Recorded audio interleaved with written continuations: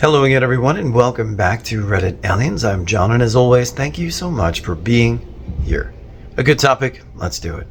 What are your downright creepy stories? Please remember to like, share, and subscribe. During high school and college summers, I worked for the Pike National Forest in Woodland Park, Colorado. Trail maintenance for ATVers, dirt bikers, hikers, bikers, etc. Amazing summer job. One summer when I was 18, we were driving around patrolling on a rainy day, and we noticed a car with its windows down about 20 feet off the main road. We thought nothing of it and headed back. When it was still there the next 2 days after it had been raining all week, we stopped to check it out. On the car's front driver's seat are the keys to the car, a wallet, an ID, and a few bucks in cash. On the passenger seat was a note. I opened it, and I'll never forget what it said. Tell me again what it's like to feel anything except being cold. Yeah, we called law enforcement officers, and they found him hung on a branch a few hundred feet away from the car. 12 years later, and it still haunts me sometimes. Not a forest ranger, just the occasional hiker. I was with my girlfriend in upstate New York, in Windsor, I think. Really small trail, probably 45 minutes to complete the whole thing. But I ran into some real creeps toward the end. In the middle of the trail, there's this watchtower you can climb above the tree line. My girlfriend and I climb it and spend about 10 minutes up there. Then we hear some footsteps on the ladder. I look down, and there are two young men climbing up with machetes slung across their backs. I don't panic, but my girlfriend starts freaking out. We're completely alone in the middle of this trail, just us two and our new visitors. Now the watchtower viewing area at the top is maybe 20 square feet, so not a whole lot of room for 4 people. So I have my girlfriend standing behind me while these two guys come up and are acting all casual. Not a word is said for a couple of minutes, as these two young guys are just casually looking out above the tree line. I decide to break the silence and ask them what they're doing out here, and one of them says, "We come out here pretty often looking for people." His tone was trying to be intimidating, but I could just tell that it was somewhat fake. Either these two guys were just trying to scare us, or they were toying with us. I replied with a joke, "Oh, you must have hid the bodies really well," and everyone except my girlfriend, who's still behind me, laughs. We spent a few more minutes up there. I'm getting pretty nervous because no words are being said. All I'm doing is watching their hands to see if they make a move for their machete. Then they both make their way down the watchtower. Not a goodbye, nothing. My girlfriend and I watch them run off the trail and into the woods. We discuss how weird it was, and how they were just trying to scare us. We decide that we're going to climb down and sprint our way to the car. We wound up getting to the car and getting out of there. As we're driving, my girlfriend tells me that she actually knew one of the kids. They went to the same high school. I was about 20 at the time, she was 22. She tells me how one of those kids, who was weird and got bullied in school, had all those great attributes that you hope to see in a guy with a machete in the middle of the woods, and how my girlfriend was one of the people who bullied him. Not a ranger, thankfully, who wants to be alone in the woods.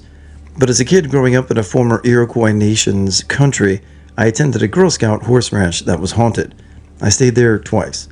I could seriously write a book about that place. The first time I stuck it out the whole week. The next summer, when my friend and I were fed up with the anxiety, we called and asked our parents to get us out. Nobody was willing to walk the path to the line of cabins.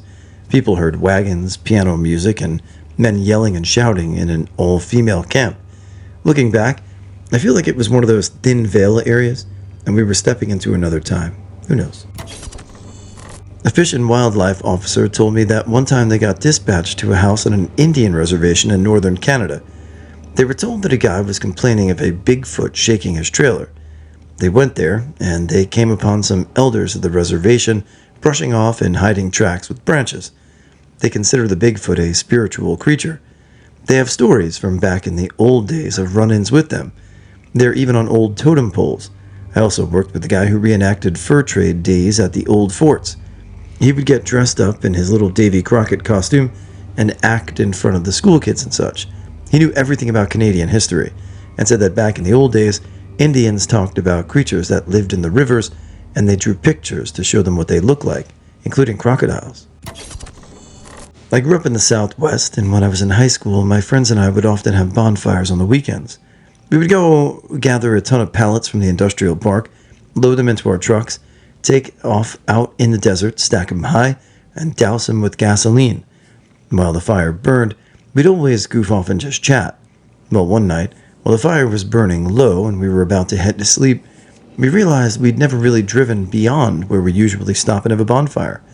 We were really out of town, but we thought, heck, why not? So we decided to drive down the road further into the desert. The moon was shining bright that night, and odd shadows formed. As we drove through ravines and along small hills, we noticed a bunch of cars out in the distance.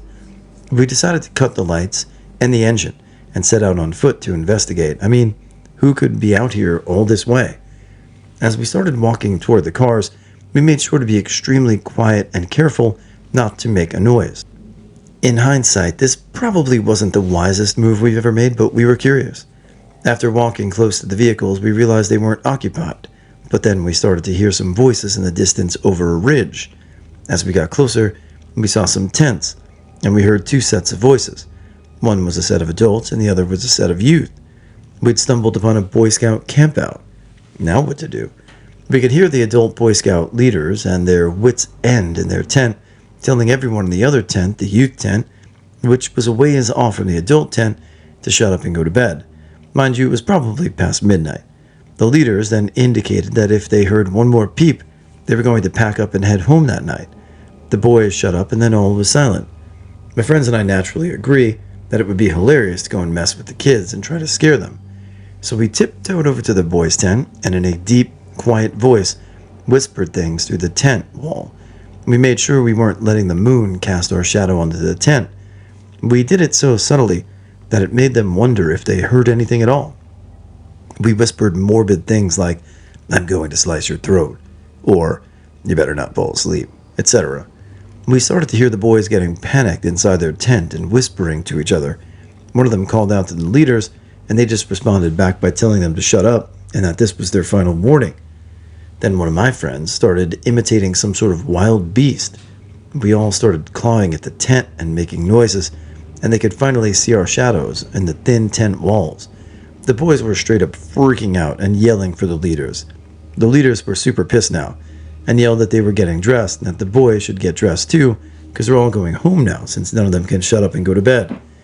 We hightailed it out of there, made it back to our vehicles and drove home. We thought we were so funny, but in hindsight it's a pretty dickish thing to ruin a scout camping trip, but it was kind of worth it.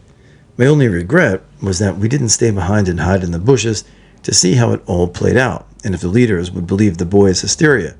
Scouts, if you're reading this, I'm sorry. And I hope I didn't scare you for life in regards to camping and having people believe you. Have a good laugh about it now? Maybe?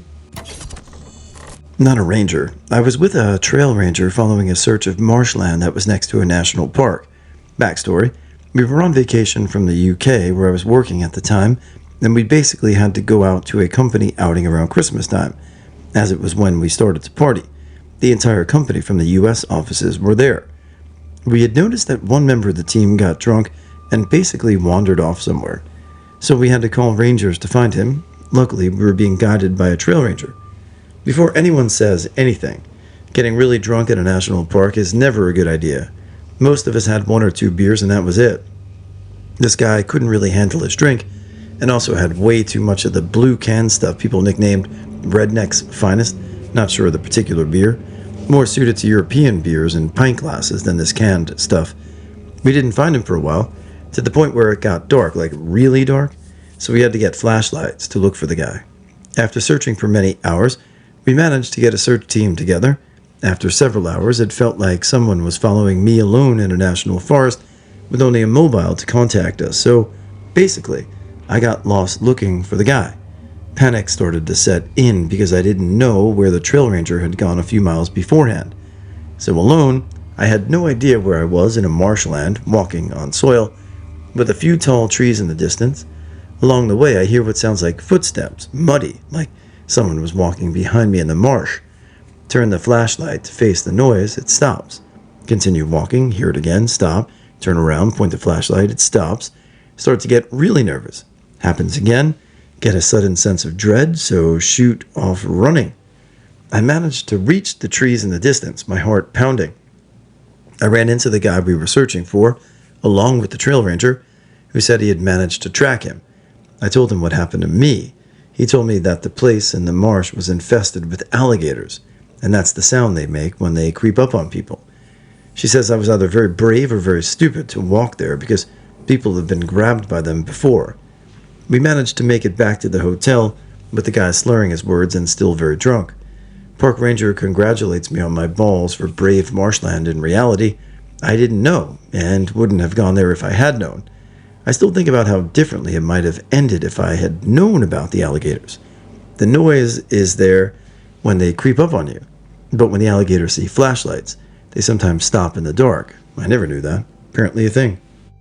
I mean, when you think about it, probably all of us at some point have been in a very dangerous proximity to something completely life-threatening, but we're so oblivious to it that it didn't even register.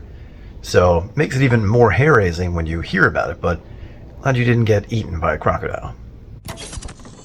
I watched this documentary series about a park ranger who, despite his best efforts, could not contain or stop these two bears that kept stealing picnic baskets from visitors. He'd try and try, but always fail. I always wondered what happened to that poor chap. From what I recall, one of the bears walked right up like a human and wore a tie and a green hat. His accomplice was rather short and wore a blue bow tie. He also walked upright. I highly recommend the documentary series for everyone here. It's very educational and will assist you if a bear ever tries to steal your picnic basket. I got that. One time I went camping in Bumblebee National Park, Arizona. I went with some good friends and got effing wasted. They woke up the next morning in the same camping chair by the fire that they apparently put out when they went to sleep. They were too drunk to and thought I looked peaceful, so they didn't wake me. As far as I know, there aren't too many dangerous animals in Arizona, but I was totally out in the open during the all-night blackout, drunk with no fire. Not super creepy, but just felt like sharing. Not a ranger here. I was on a cadet weekend 6 or so years ago at Thetford Training Ground, East Anglia, UK. The area has been a training ground for a good century and has a bit of history. However, I haven't found much evidence of any notable hauntings in the area. We had a really good time, but a few slightly weird things happened that no one was able to explain. There are no large native animals other than the odd fox or badger, but they tend to steer generally clear due to the nature of the exercises military, so they involve gunfire. Quite a diverse landscape for England, with open spaces, pine trees with large open clearings, shrubs dotted across the place, etc. 5 of us cadets were on patrol through the pine tree covered areas on the outskirts of a big plain clearing, around 3 square kilometers. The only distinguishable feature was a large mound in the middle of this clearing. Anyway, one of us shouts a stand to, and in excitement and slight confusion as to what he could have seen, we all eagerly take a position. I laid down, pointing my rifle in the same general direction as everyone else, looking for the threat. NCO tells this then how he saw a figure on top of the mound, and that it was probably the sergeant testing us. So we vigilantly go over low, and behold, there is no one. Remember, the NCO, who was only 16, I was about 13 at the time, and I was very creeped out. 13-year-old me was slightly amused, but mainly just ecstatic at being out in the woods, no adults, and with rifles, no magazines though. Could he have been effing with us? Of course, but something tells me he probably wasn't. Later on, we set up camp in a lightly forested area and got on sentry duties. I took one of the first watches and felt very creeped out, as if I were being watched. I had my rifle with me, giving me a weird sense of confidence, so I brushed it off and lay there for a few hours. Later on in the night, another sentry orders a stand, and we all hear rustling in the bushes, pretty loud, and we're all a little spooked. The adults go and investigate and come back, telling us it's a rogue sheep from a nearby barn. Anyway, fast forward to the bus back, and they tell us they never found the exact cause of the noise, but didn't want to scare us by admitting that last night. One of the adults told me later that she's always found that ground creepy. This woman has pretty effing nails and never appeared to be scared by much, but she admitted that she once was walking back to camp at night and swore she was being followed by footsteps that stopped when hers did. She really never took any jokes well, and did not have much of a sense of humor, but still, maybe she was effing with us all along and this was an elaborate prank. But she was not the sort to do this. Not essentially creepy, but still slightly out of the norm.